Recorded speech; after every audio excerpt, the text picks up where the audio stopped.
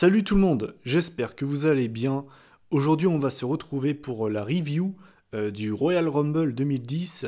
Avant de commencer la vidéo, je voulais faire une petite précision. Comme vous le savez très bien, la semaine prochaine, eh bien, on a le 25e anniversaire de Monday Night Raw. Et du coup, je pense que je vais en faire une vidéo. Alors peut-être pas une review au complète, parce que je pense pas que le show sera intéressant du début à la fin. Et je pense de toute façon pas en faire une review au complet. Mais en tout cas, je pense qu'il y aura quand même au moins une vidéo consacrée à ce show. En tout cas, soit vraiment les trucs qui m'ont les plus marqués, ou alors une review du show au complet. Et s'il n'y a pas de vidéo par rapport à ça, c'est que le show était vraiment mauvais. Je pense pas, on va pas se le cacher. S'ils arrivent à faire un show inintéressant pendant 3 heures avec les 25 ans d'Euro, avec toutes les légendes qui sont annoncées, il y a quand même un énorme problème. Donc voilà. Mais bon, bref, aujourd'hui on va parler du Royal Rumble 2010 et on va déjà commencer par la présentation du pay-per-view. Donc ce show s'est tenu le 31 janvier 2010. C'était à Atlanta en Géorgie. C'était donc à la Philips Arena devant 17 000 spectateurs. Et le thème musical, enfin les deux thèmes musicaux de ce pay-per-view, on avait Martyr No More de Fozzy, donc le groupe de Chris Jericho, un thème plutôt sympa. Et on avait Hero de Skylet, donc deux thèmes que j'apprécie, vraiment, voilà, donc deux thèmes que j'ai vraiment appréciés. Et puis voilà, la présentation du show est terminée, on va pouvoir donc commencer la review. Et bien c'est parti, donc alors l'opener de ce pay-per-view, c'était un match pour le ECW Championship, puisque donc on avait le champion, qui était donc Christian, contre Ezekiel Jackson, donc très clairement grosse différence de gabarit, match qui a duré 12 minutes. Alors, bien évidemment ce match était concentré entre guillemets sur la différence des catcheurs, c'est-à-dire que Ezekiel Jackson forcément faisait parler sa force, et Christian jouait on va dire à l'expérience et a essayé de faire parler sa rapidité, son agilité. Et du coup, honnêtement, moi j'ai trouvé que c'était un match plutôt sympa. C'était, je vais pas non plus dire David contre Goliath, mais c'était un petit peu dans ce style-là. Et j'ai trouvé que c'était un match plutôt sympa, surtout que, on va pas se le cacher, quand tu vois Ezekiel Jackson dans un match 1v1, tu sautes rarement de ta chaise. Mais là voilà, c'est-à-dire que ça prouve à quel point Christian est quand même bon, il a quand même réussi à tirer le meilleur de Ezekiel Jackson et c'était pas évident. J'ai noté que Ezekiel Jackson a porté énormément de clothesline, ce qui prouve que il n'avait pas un énorme moveset. Hein. Et de l'autre côté, Christian, avec toute l'expérience qu'il a, il a apporté un nombre incalculable de claques. Alors, je n'ai jamais fait de catch, je n'ai jamais été combattant de MMA, mais je ne pense pas que ce soit la meilleure des techniques pour battre un mec comme Ezekiel Jackson, qui est une véritable masse de muscles. Je pense pas que c'est en lui mettant des claques que tu vas gagner. Hein. Je sais pas vous, mais je suis pas sûr de cette technique-là. Hein. Enfin bref, voilà, tout simplement, je vais revenir à la fin du match. Donc, à la fin, on a Ezekiel Jackson qui a enchaîné 2 running power slam dans le coin du ring en maintenant Christian avec lui. Et au bout de la deuxième fois, en fait, Christian arrive à lui porter un kill switch à la vitesse de la lumière. Et puis voilà, victoire de Christian qui survit entre guillemets à Ezekiel Jackson. C'est un match plutôt sympa. Franchement, je m'attendais pas à ce qu'il soit aussi cool. Alors je vous dis, c'est pas un match exceptionnel, hein, faut pas non plus exagérer, mais c'est loin, loin, loin, loin d'être le pire match de la soirée. Et je dirais même que c'est l'un des meilleurs, sans déconner. C'était un bon petit opener pour lancer le pay-per-view. Du coup, au niveau de la note, j'ai mis 7 sur 10. Ensuite, on enchaîne avec le deuxième match de la soirée. Alors ce match-là, à la base, il n'était même pas prévu. Hein, il a été carrément rajouté à la toute dernière seconde par Teddy Long dans un segment juste avant, en fait. Donc c'était pour le titre US. On avait donc le Miz, le champion, contre MVP dans un match de 7 minutes 30. Donc c'est pas une énorme durée. Et alors ce match-là, clairement, je vous le dis, je vais juste raconter la fin. Vraiment, mais vraiment, je n'ai rien à dire sur ce match. En fait, si vous voulez, je dirais que le MVP a mis une bonne PLS au Miz. En tout cas, le Miz n'était pas très bien. Hein. Le Miz était vraiment en train de se faire démonter. Et MVP était vraiment en plein momentum. Il était vraiment en train de dominer le Miz. Et en fait, si vous voulez, ils étaient à l'extérieur du ring. Et donc, MVP mettait cher au Miz, donc il met le Miz dans le ring. MVP en fait veut rentrer dans le ring, donc en fait il a une jambe, en fait il est entre les cordes, il a une jambe dans le ring et une qui est sur l'éperon, et en fait on a le Miz qui vient carrément chercher MVP en roll-up, donc quand MVP était encore dans les cordes, donc MVP est complètement surpris, et puis ben voilà, victoire du Miz comme ça, donc victoire du Miz sur roll-up, qui vole un petit peu la victoire on peut le dire. J'ai pas aimé la fin. Alors je sais bien que ça colle au caractère du Miz, hein, qui a toujours été un lâche, il a toujours été présenté comme ça a toujours été présenté comme une pupute. Je comprends, il n'y a pas de souci. Mais j'avoue que, voilà, enfin, en fait je comprendrai jamais le but de mettre ce style de match en pay-per-view. Si c'est pour faire un match aussi bof, autant rajouter des minutes aux autres matchs et mettre ces deux mecs-là dans le Rumble, enfin je sais pas, mais... Enfin, vraiment, je vois pas l'intérêt de mettre ce style de match en pay-per-view. C'était vraiment pas terrible. Enfin, le match est même pas mauvais, hein. Enfin, je veux dire, du peu que j'en ai vu, c'était pas mauvais. Mais en fait, je vois pas l'intérêt de rajouter ce match au pay-per-view si c'est pour faire ça. J'ai mis 5 sur 10. J'ai juste mis pile la moyenne et je me trouve peut-être même généreux. C'était vraiment pas terrible. Ensuite, on enchaîne avec le premier match, on va dire, mondial de la soirée. Puisque c'était pour le WWE Championship, on avait le Sheamus, qui était le champion à l'époque, qui venait de battre John Cena à TLC 2009. C'était d'ailleurs une énorme surprise à l'époque, je m'en souviens. Donc contre Randy Orton. Match qui a duré 12 minutes 30. Donc là aussi, c'est pas une énorme durée. C'est pas catastrophique. Je veux dire, 12 minutes 30, c'est pas une mauvaise durée pour un match. Mais c'est vrai que c'est pour le WWE Championship, donc c'est vrai que c'est pas spécialement énorme. Et voilà pourquoi, ben, pour moi, le match qu'on a eu avant, ben, ils auraient pu rajouter ces minutes-là, ou en tout cas un petit peu de ces minutes-là à ce match-là, quoi. Enfin bref. À noter, chose assez importante, si vous voulez, on a eu des segments backstage avant ce match, où Randy Orton a demandé et a dit clairement à Ted DiBiase, et donc bah, du coup aussi également à Cody Rhodes, de ne surtout pas l'accompagner et à ne pas intervenir. Voilà, je préfère le préciser parce que vous allez voir que ça a quand même été assez important. Alors, ben, lors du dernier pay-per-view, Randy Orton, je vous ai dit qu'il avait vraiment fait un match ennuyant contre Triple H. Eh ben, il enchaîne. Il enchaîne parce que ben, ce match était... c'était chiant. C'était vraiment pas terrible. C'était vraiment pas terrible. Il faut aussi prendre en compte que c'est pour le WWE Championship. Ils se sont déjà affrontés, Sheamus et Randy Orton, plus récemment. Je m'en souviens, c'était en 2015. Je crois notamment à Battleground et SummerSlam. Ça avait donné lieu à des matchs plutôt sympas, ça s'arrêtait là. Eh ben, ces matchs-là étaient quand même bien meilleurs que celui-là parce que c'était vraiment pas terrible. Si vous voulez, Sheamus s'est concentré sur le bras gauche d'Orton et Orton, lui, s'est concentré sur la jambe gauche de Sheamus. Du coup, ben, c'était pas terrible. C'était vraiment pas terrible. Et en plus de ça, là aussi, je ne vais pas développer. En fait, j'ai pas grand chose à dire non plus sur ce match qui est vraiment pas terrible. Déjà, voilà, la construction, j'ai pas vraiment aimé. Et en plus de ça, j'ai pas non plus aimé la fin qui, en plus de ça, était tellement prévisible à 3000 km. Puisque donc, à la fin, qu'est-ce qui s'est passé? On a Cody Rhodes qui vient du public et qui frappe Sheamus dans le dos. Sauf que le problème, c'est que l'arbitre l'a vu. Donc du coup, l'arbitre, il est là, il dit à Cody, tu peux pas faire ça, tu peux pas faire ça. J'avoue que d'habitude, l'arbitre aurait directement dit disqualification. Là, il a tardé un petit peu. C'était fait un petit peu exprès.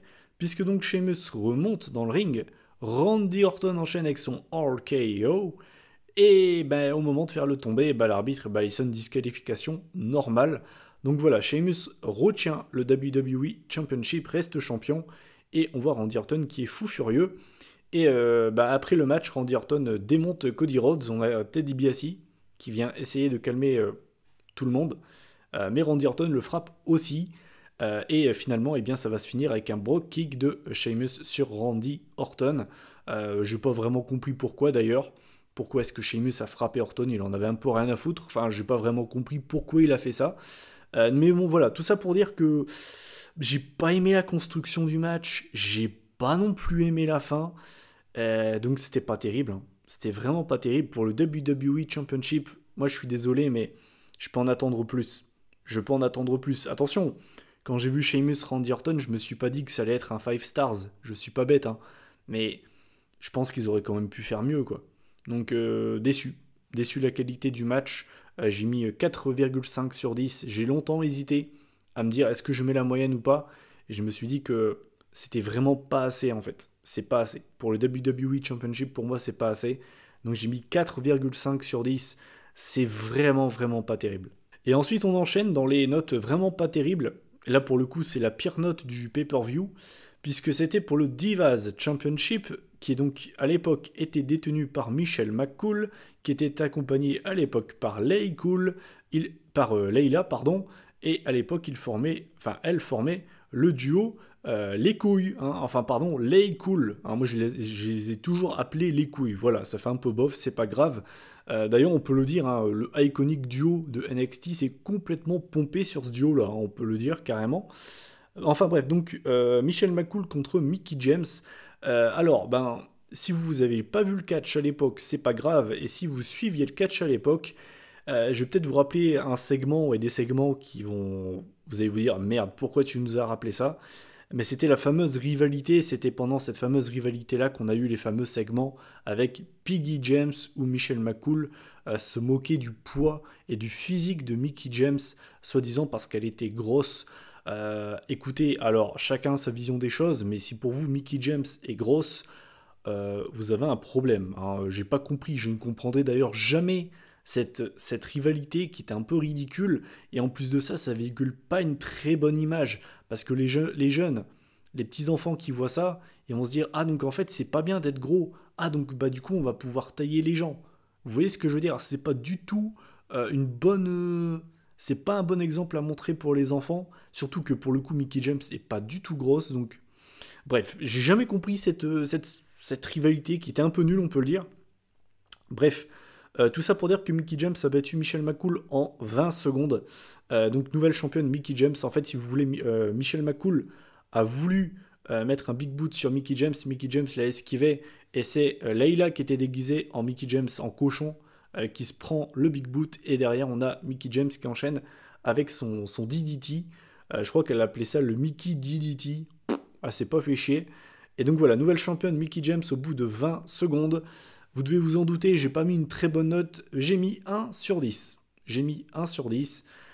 Et bah, comme vous pouvez vous en douter, la moyenne de ce pay-per-view va vraiment pas être terrible. Et enfin, on enchaîne avec l'avant-dernier match de la soirée. C'était pour le World Heavyweight Championship. On avait le champion qui était donc l'Undertaker à l'époque contre Rey Mysterio. Là, on peut le dire, c'était David contre Goliath, hein, une énorme différence de gabarit entre les deux hommes. Match qui a duré 11 minutes, là aussi. 11 minutes, c'est pas une mauvaise durée, mais on parle du World Heavyweight Championship. Pour moi, ce n'est pas assez. Au lieu d'avoir mis le MVP Miz, qui ne servait à rien, et pareil pour le Mickie James Michelle McCool, parce que en comptant les entrées, la vidéo promo, l'après-match, parce que ça je ne l'ai pas raconté, où toutes les divas ont foutu un gros gâteau dans la gueule de Lay Cool, vous enlevez ça, vous rajoutez tout ça aux 2 matchs de championnat poids lourd, ça aurait quand même eu plus de gueule. Je sais pas vous, mais moi c'est ce que j'aurais fait quoi. Donc bref, 11 minutes pour ce match entre le Taker et Mysterio, et là aussi, j'ai pas grand chose à dire en fait. C'est un match plutôt sympa. J'en gardais de meilleurs souvenirs en fait. Je l'avais pas vu depuis 2010 ce match. Dans mes souvenirs, c'était un très bon match. Au final, c'est un match plutôt sympa. Je dirais même que c'est le deuxième meilleur match du show, ce qui est quand même pas très compliqué, hein, on va pas se mentir. C'est un match plutôt bon. Voilà, ça s'arrête là en fait. C'est un match plutôt bon. Rey Mysterio a quand même été dominé. Hein, c'est comme le Taker qui a dominé le match, dû forcément à son avantage physique. Et on va dire que Rey Mysterio, quand on le voyait, c'était juste par à-coup. En fait, on le voyait par un moment, genre pendant 10 secondes, il avait un petit peu de vie en lui et après il se refaisait calmer. Mais c'était un match plutôt sympa. Et en fait, à la fin du match, on a Rey Mysterio qui enchaîne 2 619 de suite sur le Taker. Et ensuite, en fait, il a voulu enchaîner comme d'habitude avec un springboard splash, un springboard West Coast Pop, enfin tout ce que vous voulez. Sauf que le Taker, en fait, l'a contré et lui porte un last ride powerbomb d'ailleurs assez magnifique. C'est peut-être l'un de ses plus beaux last ride. Pour la victoire donc du Taker qui conserve le World Heavyweight Championship. C'était un bon match. C'était un match plutôt bon. C'est pas le meilleur match que j'ai vu de ma vie pour le titre poids lourd. J'ai vu bien pire. Hein. Coucou Jack Swagger Big Show hein, de Over the Limit par exemple. Donc voilà, j'ai mis 7,5 sur 10. C'est une note plutôt sympa. Mais je pense qu'ils auraient pu faire mieux avec plus de temps donné. Et enfin, on enchaîne avec le main event de la soirée. C'est le match le plus attendu de l'année, le fameux Royal Rumble match. Ce match-là, je l'avais revu entre-temps, et bon, bah, j'en garde de très bons souvenirs, hein, de toute façon. Bref, donc, je vais faire exactement comme pour le Rumble 2005, c'est-à-dire que je vais vous citer tous les catcheurs, et quand j'aurai quelque chose en fait à dire sur le catcheur, je le dirai. Je vais essayer de ne pas durer trop longtemps. Voilà, je vais essayer de faire un condensé de ce Rumble assez rapidement, mais vous le savez, c'est jamais facile d'expédier un Rumble. Déjà, à noter quand même, avant juste de commencer, le Rumble a duré 49 minutes, donc j'ai pas la durée de tous les Rumbles sous les yeux, bien sûr, mais je pense que ça doit être l'un des Rumbles les plus courts de l'histoire, parce que 49 minutes pour un Rumble, c'est vraiment pas long, hein. C'est genre vraiment, vraiment pas long. Bref, donc alors on commence avec Dolph Ziggler en numéro 1 et Evan Bourne en deuxième, en fait qui se font très rapidement sortir par CM Punk qui rentre en troisième position. Et là je vais m'arrêter sur le cas CM Punk. Alors vous allez dire ouais c'est parce que c'est CM Punk, t'appelles Anaconda Vice, t'es pas objectif. Alors ce qui s'est passé avec CM Punk, c'est que CM Punk a marqué ce début de Royal Rumble match avec une domination. C'est-à-dire qu'il a sorti beaucoup de catcheurs. Bah, il a sorti le numéro 1 et le numéro 2. En numéro 4, on a JTG, qui se fait rapidement sortir par CM Punk. En numéro 5, on a le Great Khali. Je vais y revenir un petit peu après. En numéro 6, on a Beth Phoenix. Et oui, Beth Phoenix, qui à l'époque était seulement la deuxième femme à rentrer dans un Royal Rumble match. Hein. Avant elle, il y a eu Shayna. Et jusqu'à présent, bah, la troisième, c'est Karma, hein, qui est rentrée dans le Rumble en 2012. Et bon, bah, cette année, on aura carrément un Rumble féminin. Mais voilà, à l'heure où je vous parle, il n'y a seulement que 3 femmes qui ont participé dans un Royal Rumble masculin. Et Beth Phoenix, forcément, qui marque son empreinte hein, dans ce Rumble match, puisque bah, elle sort le Great Khali. Hein, elle embrasse le Great Khali carrément pour l'éliminer du Rumble. Ça, c'est quand même assez incroyable. Beth Phoenix qui d'ailleurs réussit à porter genre une ou deux clotheslines sur CM Punk, mais finalement elle se mange un GTS pour bah, se faire éliminer derrière, mais j'ai bien aimé cette utilisation de Beth Phoenix. Ensuite en numéro 7 on a Zack Ryder qui se fait également sortir par CM Punk, et en numéro 8 eh bien c'est Triple H, le meilleur ami hein, de CM Punk qui rentre, et puis bah, d'ailleurs au passage c'est Triple H qui sort CM Punk. Alors, à l'époque, forcément, je ne le savais pas spécialement, mais quand tu le revois maintenant, tu comprends mieux pourquoi. Quand tu sais que Triple H ne peut pas saquer CM Punk, et c'est pareil inversement, comme par hasard, c'est Triple H qui sort CM Punk, mais quelle surprise! Ah là là, enfin bref. Donc voilà, comme vous pouvez le voir, CM Punk, il a quand même éliminé plusieurs catcheurs, et ce que j'ai aimé dans cette domination de Punk, c'est que, si vous voulez, en général, quand un catcheur domine un début de Rumble ou bien même un Rumble match, ça peut vite devenir chiant. Par exemple, l'année d'après, dans le 2011, on a à un moment donné la New Nexus qui domine, et c'est vraiment chiant en fait. Il faut attendre l'arrivée de John Cena qui d'ailleurs élimine tout le monde hein, en mode Super Cena de toute façon, voilà, pour relancer entre guillemets le Rumble. Ce genre de domination, c'est extrêmement chiant. Là, pour le coup, ce qui est bien avec cette domination de CM Punk, c'est que en fait, entre chaque élimination, il prenait le micro, parce qu'il était encore en pleine Straight Edge Society. Et bien en fait, entre chaque élimination, il prenait le micro pour dire voilà, je suis meilleur que vous, je peux vous sauver, je ne suis pas addict de drogue et d'alcool, tout ce que vous voulez. Et j'ai vraiment trouvé ce début de Rumble vraiment très cool. Ensuite, en numéro 9, on a Drew McIntyre. En 10e, on a Ted DiBiase. En 11e, on a John Morrison. En 12e, on a Kane. En 13e, on a Cody Rhodes. En 14e, on a MVP, qui se fait attaquer pendant son entrée par le Miz. En 15e, on a Carlito. En 16e, on a le Miz, qui finalement se fera éliminer par MVP, qui va revenir plus tard dans le match. En 17e, on a Matt Hardy, qui est vraiment pas resté longtemps. En 18e, on a Shawn Michaels. Donc ça, j'y reviendrai plus tard. En 19e, on a John Cena. En 20e, on a Shelton Benjamin. En 21e, on a Yoshitatsu. Au passage, le mec attend toujours son match de championnat remporté dans la bataille royale dans le kick-off de WrestleMania 26. Oui, oui, je me souviens de ça, oui, oui, autant j'ai une mémoire de merde, autant pour ce genre de truc de merde, je m'en souviens, hein, désolé.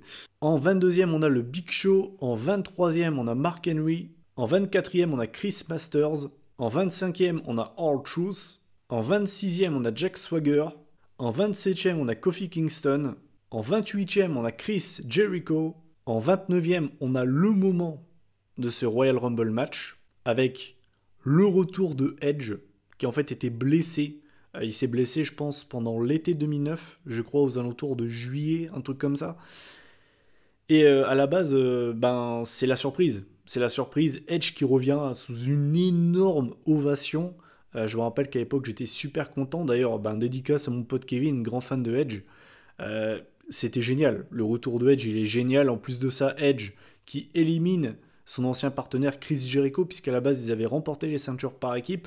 Et suite à la blessure de Edge, quand Jericho s'est mis avec le Big Show, il a dit qu'il avait absolument pas regretté ce choix, que de toute façon Edge était un boulet pour l'équipe, enfin bref. Donc voilà, Jericho qui se fait éliminer par Edge, et en 30e, c'est Batista. Donc le Final Four de ce Royal Rumble match, c'est Batista, John Cena, Edge et Shawn Michaels. Putain, ça a de la gueule. Hein. Ah, ça a de la gueule. Le seul qui n'a pas gagné le Rumble à ce moment-là, c'est Edge. Mais ça a quand même de la gueule. Hein. Ça a vraiment de la gueule pour un Final Four. A noter d'ailleurs que Shawn Michaels a éliminé Triple H en plein match. C'est-à-dire que dès qu'il en a eu l'occasion, il lui a mis un énorme switching music. Et donc là, je vais en venir à Shawn Michaels, puisque c'est le premier qui se fait éliminer du Final Four. Et ce qui s'est passé, si vous voulez, avec Shawn Michaels, c'est qu'il avait une obsession. C'était de remporter ce match. Bon, déjà pour sa carrière personnelle, hein, ça aurait été son deuxième Rumble. Et surtout parce qu'il voulait absolument affronter l'Undertaker à Mania 26. C'était une obsession. C'était une obsession. Et ce qui s'est passé, c'est qu'il se fait éliminer par Batista. Batista qui se jette sur ses mains parce que Michaels était en dehors du ring. Et on a Batista qui arrache les mains de Michaels pour qu'il tombe. Et donc là, Michaels, il est choqué. Il est choqué, il est au bout de sa vie. Il se dit, c'est pas possible, je ne vais pas pouvoir affronter le Taker. Il se tient la tête avec ses mains. Vraiment, il est paumé, le mec. Il est paumé. Et finalement, Michaels retourne dans le ring et met un switching music à l'arbitre. Donc pour vous dire que le mec était vraiment pas bien, Michaels. Et tout le monde le sait de toute façon. Copé pour vue d'après à Elimination Chamber. Il rentrera dans le Chamber match pour coûter la victoire au Taker. Enfin bref, j'ai vraiment bien aimé. J'ai vraiment bien aimé ça. Finalement, ensuite, Batista se fait éliminer par John Cena. Et donc, ben, la finale, c'est Cena et Edge. Et c'est vrai que la finale pue la merde. Alors franchement, la finale entre Edge et Cena allait vraiment, mais expédier. Mais expédier. Et du coup, ben, Edge élimine John Cena pour la victoire tout simplement de Edge qui remporte son premier et dernier Royal Rumble match. C'est l'un de ses plus beaux moments, je pense, dans sa carrière, dans son immense carrière. Je pense qu'on a peut-être trop tendance à l'oublier, mais le palmarès de Edge, il est monstrueux. Enfin, je crois que c'est l'un des plus gros palmarès dans l'histoire de la fédération. Hein. Sans déconner, allez voir le palmarès de Edge, il est monstrueux. Et du coup, voilà, Edge remporte le Royal Rumble match. Mon bilan de ce Royal Rumble, qu'est-ce qui m'a vraiment marqué Ce qui m'a marqué, c'est l'utilisation de CM Punk au début du match que j'ai vraiment bien apprécié. J'ai également aimé l'intervention de Beth Phoenix qui élimine le Great Khali. Je trouve ça cool. J'ai également bien aimé cette histoire autour de Shawn Michaels qui est prêt à tout pour affronter le Taker. Et j'ai également forcément adoré le retour de Edge. Et vraiment, pour moi, c'est des trucs à retenir de ce Royal Rumble match. Mais mon bilan, en fait, de ce Rumble, c'est que j'ai vraiment bien aimé ce Rumble. Vraiment, enfin, ce Rumble match est vraiment très cool. Vraiment. Enfin, pour moi, c'est avant le 2016. C'était pour moi le dernier bon Rumble match. Vraiment très bon Rumble qu'on avait eu. J'aime vraiment bien ce Rumble match. Je sais pas comment vous expliquer ça, mais je trouve que l'action in-ring est rarement ennuyante. Il y a rarement des moments de flottement dans ce match, ce qui est rare, vraiment rare. Tous les catcheurs viennent porter leur prise. Alors vous allez me dire que c'est le cas pour chaque Rumble, mais j'ai l'impression que là, en fait, si vous voulez, tous les catcheurs, même ceux qui sont restés genre 20 secondes, ben, leur utilisation n'a pas été chiante. Ils ont eu l'occasion de porter 2-3 prises cool. Il n'y a pas eu de botch, en tout cas, j'en ai pas souvenir. Et par contre, la seule chose que je peux vraiment regretter autour de ce match, je trouve qu'il y a eu trop de finishers. Il y a trop eu de attitude adjustment, de switching music.